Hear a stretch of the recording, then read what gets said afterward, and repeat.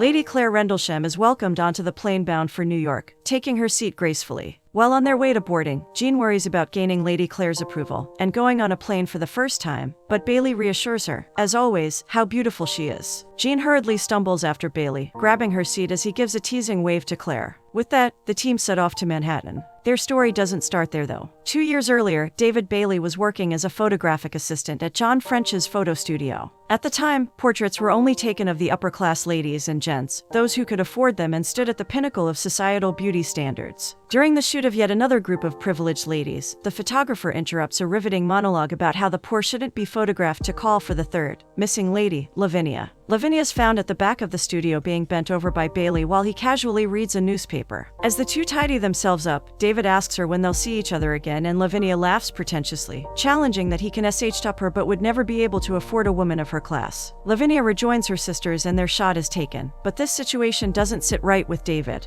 He's taken Lavinia's comment to heart and decides to prove he can do better, so he quits Mr. French's studio, walking out then and there. Jean and her parents, Ted and Peggy Shrimpton, enter for their interview with Lucy Clayton, principal of a young girls' school. Jean eyes the girls practicing their walk with an eager and hopeful look. During the interview, her parents let Lucy know that their Jean won third place at a beauty contest last summer, a victory neither of them saw coming, apparently. They'd always considered Jean rather plain-looking, but perhaps she has the potential necessary. Lucy takes one look at her measurements and begins to reconsider whether Jean's model material, as her body doesn't fit with the industry standards at the time. However, Jean shows her dedication, demonstrating that she's capable of performing the exercises with the same poise as the other girls. Lucy admires her spunk, sending her to practice with the other girls while she and her parents discuss payment, and some other things they'd rather not say to her face. On top of deportment, they request Lucy to teach Jean how to fit in more, be less awkward and clumsy. One day, while working at the hectic Studio 5, Bailey receives a call from John Parsons of Vogue magazine, offering him a job. At first he can't hear John, or himself, over the sound of a photographer yelling at Jean Shrimpton in the next room. He puts John on hold and asks the man to quiet down a notch but looks at Jean with an evaluating gaze for a moment, before returning to the phone. He tells John Parsons that his offer is too little. Vogue's competitors pay Bailey per shot, which is what they're offering him per week, and he shoots them down. Bailey picks up a copy of Vogue, asking the shopkeeper how the magazines sell, and he's informed that Vogue's a nice little earner. It's not doing too bad at all. When he returns to the studio, he gets another call from John, who shoots him another offer, a contract position at 15 guineas per page, but Bailey's not allowed to shoot for any of their competitors. Bailey finally agrees to work with them, starting Monday. Just as he hangs up, Jean exits her shoot, weary and exhausted, when the photographer's assistant chucks her shoes at her as she leaves. She sits on the floor putting them on, and again, Bailey's eyes scan her thoroughly. Jean makes eye contact with him, enthralled by his gaze, but feels silly when he carries on a conversation with his coworker about picking up another woman, and breezes right past her. Lucy calls Jean with a job one day, an advertisement for Vogue with photographer David Bailey, who'd asked for her by name, though she can barely hear Lucy's explanation past the sound of Ted screaming at her sister, Chrissy, for playing her music too loudly. Just as she hangs up, Ted flings Chrissy's record player down the stairs, screaming and cursing at the thing in a rage. Peggy checks on Jean as she packs her bags, letting her know Richard, her boyfriend, is outside. Peggy lets it slip that Ted's been on her case about Jean's career, and when she'll get married to Richard. Just the mention of that topic makes Jean hurry to leave. She finds Richard smoking with Ted, and the resemblance between them strikes her. Jean hates the idea that she'll be forced to marry another version of her father. Some time later, Jean arrives at Vogue House, looking around nervously. She's directed upstairs by the receptionist when she bumps into Claire, spilling her papers. She quickly picks them up, stuttering an apology to Claire, who's already unimpressed with her. Heading up to the studio, she meets Bailey for the first time. He seems vaguely familiar to her, and he is reminded of the day she forgot her shoes. He gets into shooting, having to direct Jean on her posing and hand placements to make her look less awkward. Bailey's direction, while more straightforward, intimidates Jean less than John French's direction. Even though he critiques her clumsiness sometimes, he compliments her during the shoot just as much. He realizes the rigidness of the outfit is what's making her stiff, so he asks her to lose the fancy accessories and starts flirting with her, making conversation about where she's from. It gets her to laugh, and Bailey wastes no time in capturing her candid moments while utilizing his Cockney charm. Bailey assumes she's an upper-class girl based on her dress and how she carries herself, but Jean corrects him, letting him know she's from the country and lives on a farm. When he hears Richard's full name, Richard de Soixante, he's convinced Jean is posh. She insists she's not, mentioning she feeds the pigs at home, but Bailey's only further amused by how feisty she's become in arguing his point. He makes a joke about having adopted an Afghan, a foreshadowing of his intention to adopt Jean as his muse. While they break for tea, Bailey immediately starts laying down his plans for revamping Jean's image. She's immediately become Bailey's girl and he can't wait to fine-tune her, getting her proper headshots and a better marketing strategy. Bailey whisks her away in his car after the shoot and while parked in the countryside, comes onto her. The two kiss passionately, but as Bailey attempts to slip his hands under Jean's dress, trying for more, she stops him. Jean's fully aware that Bailey's married and has to remind him, not that it seems to bother him. She doesn't think Bailey would be faithful and loving to her, and Bailey questions whether she thinks Richard would love her. Jean doesn't answer but lets Bailey kiss her again, insisting he go no further than kissing till she knows him better, and surprisingly, the usually lecherous Bailey agrees. Bailey starts using Jean as his model regularly, booking more and more jobs with her while they see each other regularly. One night, Jean asks Bailey if she can trust him. The next morning, Jean is on the lookout for her father. While Peggy sets up breakfast, she lets her know that she allowed Bailey to sleep in the stables as they got in rather late the night before. Her mother pales a bit, recognizing Bailey as the married one. Bailey wakes, startled by the horses, and runs out of the barn in a panic, much to Jean's amusement. Ted walks in on David having a pleasant breakfast with his family and flies into a rage, kicking Bailey out and destroying the breakfast table. Jean chases after him, trying to apologize, but Bailey pulls off quickly, intimidated by Ted's size and violent nature. Jean returns to find her suitcases on her bed and Ted threatens to kick her out if she doesn't stop seeing Bailey. Ted laments that he hasn't worked and sacrificed all his years to raise a harlot. Though Jean argues that it's unfair, she's 18 and works for her own money, she should be free to do as she pleases. Ted won't stand for it. Jean packs her bags, storming out of her childhood home. Peggy slips some extra money into her pocket as she leaves and Chrissy waves goodbye to her. Jean runs to Bailey, who of course, comforts her, taking her in. The two take a walk for fresh air and as the sun sets behind Jean, Bailey finds her to be an immaculate vision and starts photographing her right there. Jean lightly whines a little but she's just so beautiful in this moment. Bailey admits he can't help himself. He's taken with her innocence, her purity, her vulnerability, and her utter girlishness and wishes to capture it all on film. Bailey's called into a meeting with some of the editorial heads of Vogue for an assignment. Claire has been running the Young Ideas section, which focuses on showcasing youthful styles, and they have a lead they'd like Bailey to take on. The pitch is Young Idea Goes West, a trip to New York to combine the buzz of the city with the youthful fashions of London. Bailey's excited at the idea, finding it surprisingly novel considering how old the heads of Vogue are. He suggests that Jean should be the model, but Claire thinks he's only suggesting her because they're sleeping together. She adds that Jean is plain-faced and doesn't look remotely like a Vogue model. Bailey argues that Jean's the perfect embodiment of youthful energy and doesn't have a single bad angle, insisting he won't do it without her. Claire wants to continue fighting on the point, but John insists they give it a try. He values Bailey's artistic input. Claire agrees on the condition that if it's not up to Vogue standards, they'll reshoot it without Bailey. Claire and Bailey start discussing the direction of the shoot. She insists they will not have Jean pose with her legs akimbo in New York, as it's not the way a proper lady should stand. It makes her look vulgar or open for business. Bailey jokes that if they wanted her to look innocent, maybe they should make her hold a teddy bear in every shot. Fast forward to the actual trip. While on the plane to New York, Claire comes over to discuss the shoot itinerary with Bailey. He makes it obvious he doesn't like it, stating he could find the exact same treatment across fashion magazines for the last 20 years. He points out that when it comes to shooting in New York, they're going to the same locations as everyone else. He also harshly criticizes the outfit options for the shoot, arguing the styles are too conservative and outdated to be representative of youth. They're dressing Jean like an old lady and he hates it. Claire puts him in place by reminding him that he works for Vogue. She outranks him and she's the nicest one out of all the editors. She boldly claims that one day, she'll be editor-in-chief of the magazine so Bailey could benefit from humbling himself and being more obedient to her orders, adding he might learn something. Her last bit of advice before heading back to her seat is for him to ditch Jean, seeing how he's talented at abandoning women anyways. Jean turns to Bailey, wondering if what Claire said about him ditching women is true, and Bailey cynically claims he only leaves them after he's finished completely using them up. The gang arrive at the hotel where they're greeted by the overly enthusiastic, fast-talking Larry Schwartz from Condé Nast Media House. Claire immediately shuts him up in the rudest, poshest way possible. She's in a terrible mood thanks to having had a harrowing experience going through customs, because Jean foolishly packed dog deworming pills for the trip.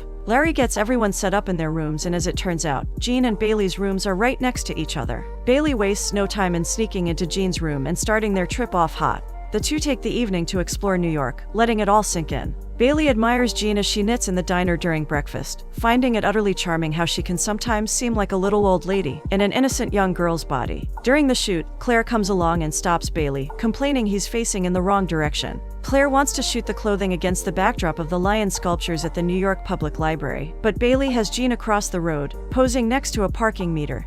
and a sign. Claire argues it doesn't show off the clothes, but to Bailey, it's not about the clothes. He wants the pictures to capture the energy and vibe of New York City. Defiantly, he continues shooting Jean in the avant-garde style he wants to, and after a quick series of poses, declaring they're done. Claire is stupefied how they could be done so quickly, because Bailey didn't even use a tripod and she didn't get half the things shot that she'd wanted to. While on a coffee break, Claire questions the model of camera Bailey's using to shoot. Claire's familiar with photography and the camera and is horrified when Bailey claims he's going to complete the entire shoot with it. In Claire's opinion, the model is a tourist camera and risks reducing quality in the photos. The end results would look cheap, grainy, and shoddy. In Bailey's opinion, there won't be a reduction in quality but rather, a change. In his eyes, the photos will look vibrant, energetic, and alive. Claire shakes her head, completely losing faith in Bailey's so-called prodigal abilities. She figures he's just a hack and storms off with Larry, leaving him to his bit on the side, as she calls Jean. Jean lashes out at Bailey, wondering what mess he's gotten her into. That night, as they lay in bed, Jean eyes Bailey's wedding ring with contempt. He curses, claiming he'd take it off if she wanted. The two end up in a heated argument that night over their adulterous relationship.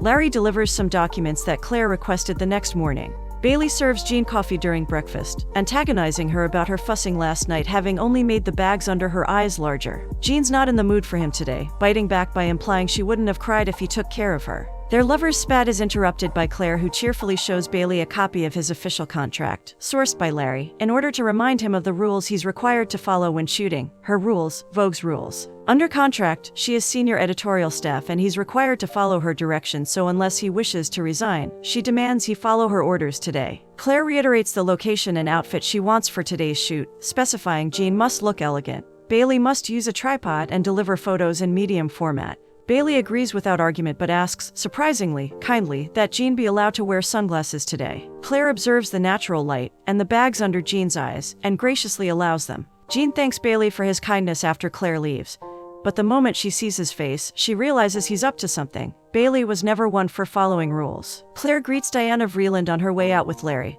congratulating her on her recent appointment as editor-in-chief of Vogue America and promising to swing by her congratulatory soiree on Friday. She arrives at the shoot in high spirits after having gone shopping for new luxury items for the shoot in New York, but that quickly sinks when she sees what Bailey is doing. Claire immediately stops the shoot, demanding to know why on earth Bailey's shooting with a fence in the way, asking him to omit it. Bailey claims it's symbolic, representative of old, rusty things that need to be torn down. Claire's hurt by the thinly veiled insults and trying to regroup herself, picks at the camera again. Bailey reassures her she'll get her medium format, stating he's a magician. She goes on a tirade, demanding they complete the other two locations before lunch, threatening to call London about Bailey's behavior and have him banned from Diana Vreeland's upcoming soiree on Friday. For everything she says, Bailey has a sarcastic retort which only sets her off more. She storms off with Larry. Jean runs up to Bailey, wondering why he would anger Claire so much when she holds their jobs in her hands. Bailey claims he despises the upper class, which makes Jean question why he'd want to be one of them so badly. Bailey gets defensive at the suggestion, antagonizing Jean about running home to her daddy,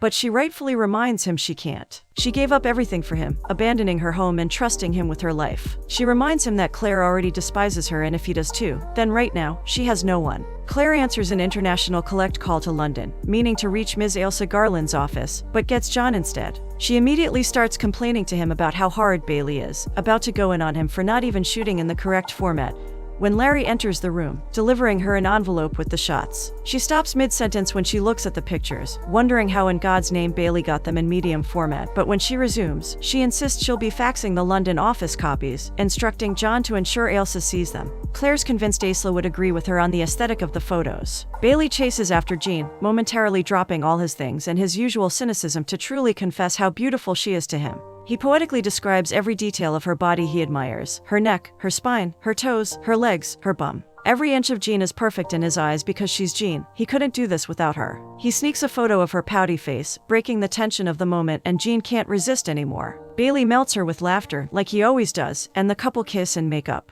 Later, Bailey pays off Al, the guy he hired to convert his photos into medium format, and Jean gets the chance to glimpse Diana Vreeland in her element. Jean returns to her room to find Larry and Claire waiting there to speak with her. Claire first tries to politely bribe her with the designer scarf, but when Jean doesn't respond with anything but a confused look, Claire snaps. She admits she's here to sort out the problem with Bailey, stating that if their team strays too far from the creative direction of Vogue, one of them could very well lose their jobs, but her monologue becomes increasingly erratic. She starts screaming, desperately asking Jean why Bailey couldn't understand that she is an innovator, that she's one of the few heads of Vogue who have a true vision for the future. She hates being treated like an outdated battleship. Claire gathers herself, realizing how far she's gone in her complaints, and starts apologizing, when Jean suddenly takes the scarf from Larry, asking Claire to give her 10 minutes with Bailey. Jean takes the scarf to Bailey as a flag of truce, and first, he's apprehensive, wondering why Claire can't face him herself. Jean tries to reason with Bailey, explaining that Claire's genuinely hurt and how much she not only cares about fashion, but feels entitled to it as a birthright, inherited from all the other posh old ladies who came before her. Jean speculates that what she and Bailey are creating could bring about the end of all that, just as Bailey wishes, and if that's true, then it wouldn't hurt to be a tad more compassionate towards figureheads like Claire. Bailey inquires what she wants, and Larry relays her desire for a proper picture at the UN, like they'd originally planned. Bailey agrees. The crew shoot outside the UN building again, but Jean questions whether Bailey's sure about this spot. There's no chain link fence, but there is a sign about dog poop above Jean's head, which makes them all chuckle. Claire is amused in the least when she arrives, disappointed in Jean after their heart-to-heart yesterday. Bailey takes responsibility before Claire jumps on Jean's back, claiming it was all his idea and Jean should be spared. Bailey speaks to Claire separately, and in her opinion, he's officially gone too far. She's accepted they likely won't agree on beauty or aesthetics, but insists that something must give, a change must be made. Bailey insists he won't change anything about his artistic direction, and Claire offers the ultimatum that if he won't change how he shoots, he'll be forced to change models. She's tried approving of Jean, but to no avail, and already has a list of replacements prepared for her, but again, Bailey refuses to budge. He's insistent that Jean's beauty is irreplaceable and incomparable to the women Claire has lined up. He tells her off, walking out on the job. Bailey develops the photos at the Vogue studio in New York and bumps into Alexander Lieberman, the creative director, on his way out. When Lieberman finds out Bailey walked out, he realizes the conversation he originally wanted to have is now moot, but gives Bailey some constructive criticism. He lets Bailey know his photos need editing. He's all over the place, even though he has raw talent. Bailey starts getting defensive at the criticism, but Lieberman reminds him that fashion isn't all about art, it's a serious business, and Bailey needs to learn to pick his battles. Bailey smokes on the streets of NY, letting the slap on the wrist sink in. Jean finds Bailey sulking in the hotel corridor, questioning his abilities, and Jean quickly realizes something happened with Claire again. She wonders why Bailey's obsessed with beating her all the time. He claims it's because he's been fighting against her and what she represents all his life, thinking Jean's too posh to understand. Jean raises her voice, having had enough of Bailey's assumptions about her. She isn't posh, she isn't anything but herself, and brings up the fact that when Bailey gets into it with Claire, he damn near forgets that she exists. Noting he's more touchy than usual, she asks Bailey what the real problem is, and he finally confides that he walked off the job because Claire disapproved of what they were creating. Jean knows better, aware that what Claire didn't like was her, calling Bailey stupid for giving up his position on her account. She confesses that she'd do anything for him. She really didn't care, but photography is everything to Bailey, and she won't let him destroy his budding career. Some time later, Jean confronts Claire, promising she'd do and be anything she wanted as long as Bailey gets to do his job.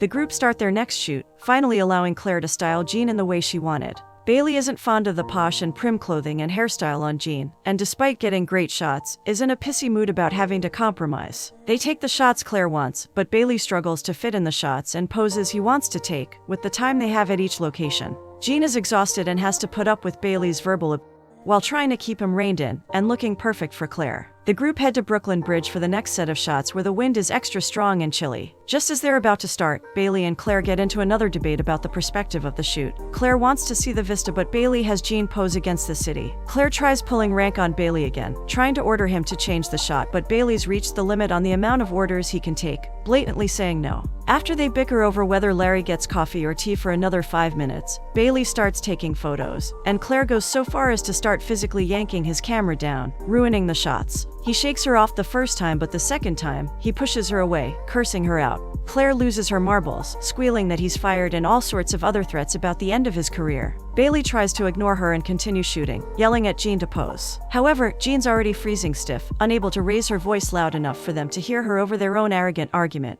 Bailey grips Claire, driving his point home that beauty will no longer be a quality only possessed by the rich upper class, but will be something celebrated in every individual from different walks of life. The days of her kind are gone. Claire retreats to the hotel in a huff with Larry, and only after she leaves does Bailey look across and notice Jean has fainted. Claire calls Ailsa in tears, finally getting onto her, and wastes no moment in unloading her complaints about Bailey. She claims he's a rude, rebellious upstart who doesn't know how to frame a shot and has been insistent on associating Vogue's image with filth, so she requests his immediate removal. Ailsa mentions that she's seen the shots Claire is talking about, Claire expects that surely Ailsa can see the lack of refinement she's referring to, but what Ailsa says next makes Claire drop her coffee pot in shock, her tone quickly settling into a humbled murmur. She hangs up, crying in utter disbelief. Bailey brings Jean a cup of tea, checking on her as she soaks in the bath. He tries apologizing and comforting Jean by telling her the pics turned out great, though they may be his last photos for Vogue. Jean doesn't respond to any of it, giving him the silent treatment. Bailey tries to make amends, suggesting they have a night of dinner and movies, ensuring he'll take care of her, but Jean doesn't believe him. As far as she's concerned, she's always the one that does the changing and compromising in the relationship, but Bailey doesn't change, not for anyone or anything. She doubts Bailey, feeling that he's too selfish and proud to love her the same way she loves him. Jean knows she deserves someone who reciprocates her love equally and tells Bailey that if he doesn't, they should simply part ways. Bailey sighs, getting up to grab her a towel when he spots the photos from the shoot. He scoops them all up, dumping them in the bath to prove that none of those flat 2D images mattered more to him than the real Jean, and neither did his job at Vogue. He kisses her, confessing he's always loved her, and Jean can't help but giggle at his dramatically rebellious gesture. It was a very Bailey thing to do. Jean meets Bailey on the stairs on the morning of their departure, and his eyebrows perk up the sight of her. She looks extra radiant today, and a little different, like something's changed. Jean shrugs, explaining she simply felt like dressing like herself today, an aesthetic Bailey truly appreciates. Taking her hand, they go to see Claire before leaving. The couple nervously discuss which magazines they may have to go work for while waiting for Claire. She arrives, donning a pair of sunglasses, a fact Bailey can't help but tease her about. Despite Claire's eyes being covered, they surely roll as she aggressively gives Bailey the go-ahead to shoot whatever crazy photos he had planned for the day. Jean and Bailey are confused, since they are expecting to be fired. Claire grits her teeth as she relays that Vogue's editor believes the shots were energetic, youthful, and Jean's beauty appeals to the younger readers. Jean and Bailey are in disbelief, quickly followed by a rush of excitement at their success, but Bailey sobers again as he confesses to Claire he trashed the negatives. The deepening of Claire's scowl makes him realize she sent copies back to London, and after that, nothing stops Bailey from celebrating. The group return to the city streets with renewed vigor, Jean and Bailey especially. Capturing the rest of the shots goes by smoothly, and after a while of watching Bailey work passionately, even Claire begins to warm up to his vision and technique. Claire introduces the couple to Diana Vreeland, who instantly falls in love with them, finding the couple adorably chic. Lieberman commends Bailey on a battle well fought, slipping him his card. The couple are the center of attention at the Ms. Vreeland soiree, with Americans swarming around them, eager to network. As their return flight to London prepares for takeoff, Bailey scowls at the pop song playing over the speakers, Love Me Do by the Beatles, who were largely unknown at the time. He admits he'd be glad to never have to shoot another pop star again. Claire turns around in her seat with a smirk, offering to assist Bailey as his agent. Jean and Bailey return to Vogue House in Britain to be greeted with a boisterous round of applause and congratulations from their coworkers for their fantastic work in taking Manhattan.